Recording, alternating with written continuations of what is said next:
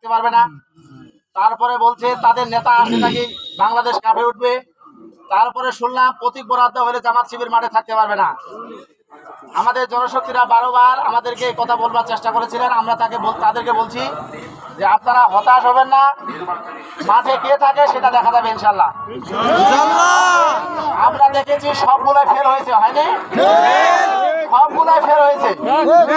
আপনারা নিশ্চিত থাকেন, তারা পিছনের দরজা দিয়ে আগামী 12 তারিখে যে ক্ষমতা যাওয়ার স্বপ্ন দেখতেছে, এই স্বপ্ন দুঃস্বপ্নে পরিণত হবে। আমরা কোনো কিছু ভয় পড়বা করি না। আমিরে জামাতের নির্বাচনী জনসভায় জনস্রোত দেখে তাদের মাথা খারাপ হয়েছে। এখন তারা উল্টা পাল্টা বকবা শুরু করেছেন। তারা বলছেন যে দাঁড়িপাল্লা মার্কা নাকি স্বাধীনতা বিরোধী। যখন স্বাধীনতা বিরোধী মতিউর রহমান নিজামীর পাশে বসে মন্ত্রিত্ব করেছিলেন এই মির্জা ফখরুল ইসলাম সাহেব, কৃষি প্রতিমন্ত্রী ছিলেন, তখন তার মনে ছিল না যে মাওলানা মতিউর রহমান নিজামী স্বাধীনতা বিরোধী।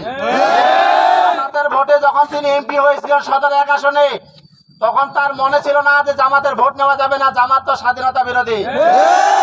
আজকে ঢোলাহাটের কিছু নেতার বক্তব্য শুনছি আমরা যে 71 সালে নাকি আমরা জামাতের লোকজন নাকি মানুষের বাড়ি থেকে গরু বের করে তারা নিয়ে চলে গেছে।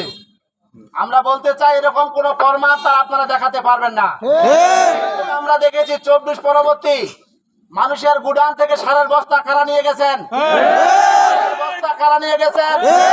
মানুষের ব্যবসা প্রতিষ্ঠান দোকানপাট কারা দখল করেছেন, লুটপাট করেছেন, এটা জাতি ভালো করে জানে।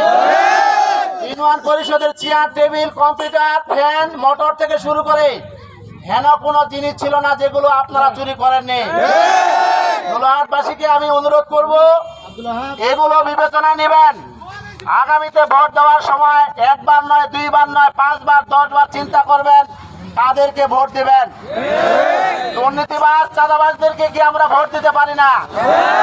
আসুন বাংলাদেশ জামাত ইসলামী ন্যায় এবং ইসলামের প্রতি দাঁড়িপাল্লা মার্কায় আগামী 12 তারিখে ভোট দিয়ে এই ঠাকুরগাঁ থেকে চাঁদাবাজদেরকে উৎখাত করতে হবে, উৎখাত করতে হবে, উৎখাত করতে হবে। চাঁদাবাজেরা তোমাদের কোনো ভয় নাই, আমরা ক্ষমতায় গেলে তোমাদের কর্মসংস্থানের ব্যবস্থা করে দিব। দখলবাজেরা তোমাদের কোনো ভয় নাই, আমরা ক্ষমতায় গেলে তোমাদের কর্মের ব্যবস্থা করে দিব। মামলাবাজেরা তোমাদের কোনো ভয় নাই, আমরা তোমাদের বাড়িতে খাবার পৌঁছে দিব ইনশাআল্লাহ।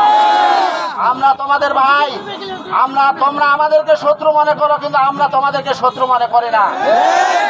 সাবধান, জামাত শিবিরের বিরুদ্ধে কথা বললে সাবধানে বলবেন, তাহলে কিন্তু হাতে হাড়ি ভেঙে দিব। নাম ধরে প্রকাশ করতে পারবো কারা সারের গুদাম দখল করেছেন, কারা কি করেছেন, এটা আমাদের সকলের জানা আছে। অতএব মায়ের আগে নানির বাড়ির গল্প আর শোনার চেষ্টা করবেন না। আপনারা আজকে এই মিছিলে এসেছেন, এই জন্য সকলকে ধন্যবাদ।